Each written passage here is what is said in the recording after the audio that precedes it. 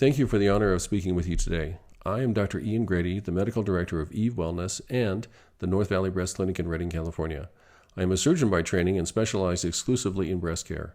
I began doing ultrasound studies in the late 1990s after Dr. Tom Stavros showed that handheld ultrasound could reliably distinguish between cysts, benign tumors like fibroadenomas, and breast cancers. In 2008, just after Dr. Wendy Berg's publication of the Akron study on ultrasound screening, we acquired our first automated breast ultrasound. Since that time, automated breast ultrasound has become the foundation of my clinical practice and research. I have been happy to help develop a number of techniques that are currently used to perform and interpret automated breast ultrasound studies, such as the use of the axillary view and a method for marking symptomatic findings for diagnostic evaluation. I have also been privileged to help with the development of the AI technology that is now used as the second read for automated breast ultrasound studies worldwide.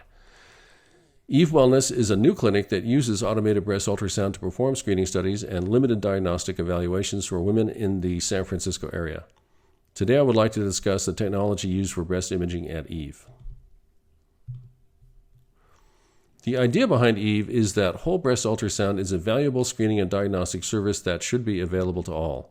We believe that it is critical to image the entire breast and axilla with preservation of the entire study to facilitate future comparison. We also believe that AI computer-aided diagnosis improves the accuracy of interpretation as well as decreasing false positive and callback rates. Screening using this technology is especially helpful for people who have either an increased mammographic breast density or who are at higher risk of developing breast cancer than the population as a whole. It is also useful for people who cannot or do not wish to perform mammographic imaging and people who have implants, especially those who have a large implant to breast tissue volume ratio. ABUS imaging can also be used as part of an appropriate diagnostic study in women with symptoms or other imaging findings. In some cases, women who have diagnostic ABUS evaluations may require additional imaging. Surveillance following breast cancer treatment or of image findings can also be performed using ABUS. Before we dive into the specifics of how we do breast imaging at Eve, let's review what a traditional ultrasound study looks like. This is typically what you see on breast ultrasound, a static image of a selected portion of breast tissue. Although it is possible to image the entire breast and axilla with handheld ultrasound, it can take upwards of 30 minutes to perform a study. Consequently, most handheld ultrasound studies are of selected areas of the breast. These images can be saved, but the entire breast and axilla is not available in the future for comparison. The automated ultrasound studies we perform are very different. There are several technological innovations with ABUS imaging designed to optimize both screening speed and accuracy. These include whole breast and axillary imaging. The entire breast and axilla is available to the reader. This is crucial in a screening technology. The use of the coronal view for interpretation. The coronal view allows for a faster and more accurate interpretation. AI-based second reading. The entire study can be assessed for suspicious findings, which are then presented to the reader for special attention.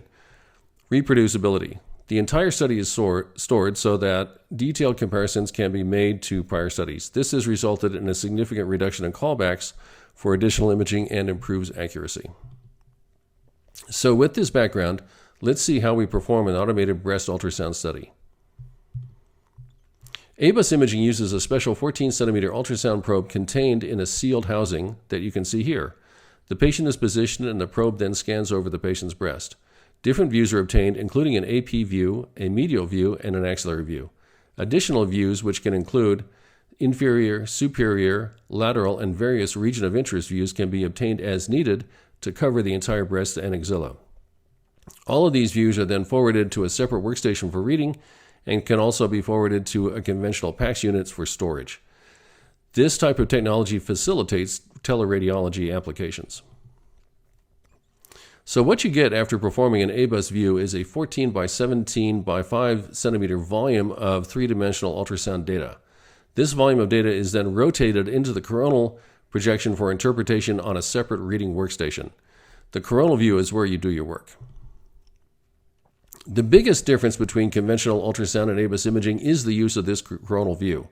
The coronal view allows the entire breast to be quickly and accurately assessed. In the coronal view, you start from the skin and work your way back to the chest wall, typically in 1 millimeter increments with a 50% overlap. Throughout the entire process, you see the entire breast. You can see any abnormalities in anatomic position, and you can see their architecture. This turns out to be very helpful in interpreting complex or suspicious findings. Here in the patient's right upper or left upper outer quadrant, you can see a small cancer. Here's an illustrative example. This is a 35-year-old female with clear nipple discharge who presented to my clinic for evaluation. This is the patient's transverse ultrasound view. This is what you would see on a traditional handheld ultrasound. This really doesn't look that bad. There are fibrocystic changes, maybe some ectasia, but it's fairly benign looking. This is the same patient's ABUS coronal image. This looks way more suspicious. This is not fibrocystic change. You can see marked and abnormal ductal ectasia extending from the nipple well out into the parenchyma.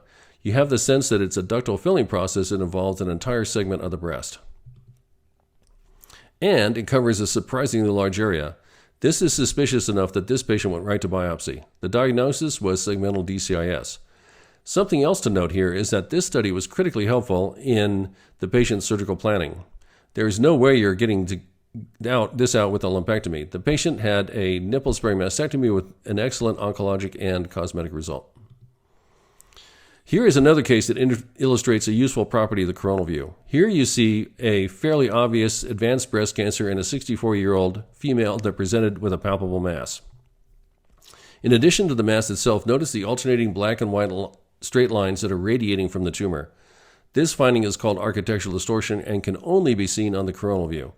You get the impression that the tumor is pulling in the surrounding tissue. This is a finding that is common in low-grade invasive carcinomas. When a breast mass is not so obvious, this architectural distortion can be the clue that leads to the diagnosis. The rule is straight lines point to the tumor. Equally important in ABUS interpretation is the use of AI CAD markers. After a volume of ultrasound data is obtained, it is processed by an artificially intelligent CAD reader. Suspicious areas needing special attention are highlighted for the reader. This is a screening study performed in a 55-year-old female who had increased breast density.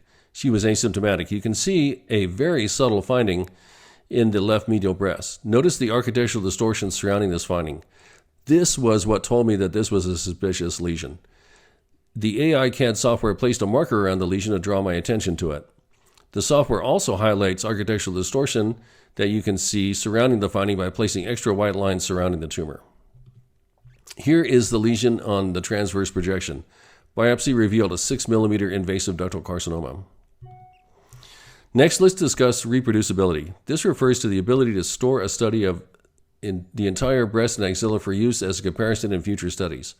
More than any other factor, reproducibility has helped to reduce recall rates from almost 20% to 2 to 3% over the last decade. This is a 44-year-old female patient of mine who underwent a lumpectomy for cancer treatment 6 years prior to the study. The patient subsequently had a reduction. The patient developed a small inferior hypoechoic lesion that you can see in the lower left. This finding is in the area of her previous vertical incision and, as a result, looked fairly benign. Comparison to the patient's prior study, saved in its entirety a year earlier, shows that this finding was not there a year ago. This made the finding very suspicious. A biopsy showed a recurrent invasive ductal carcinoma. Storing and reproducing a study of the entire breast and axilla is not possible with handheld ultrasound. And thank you very much.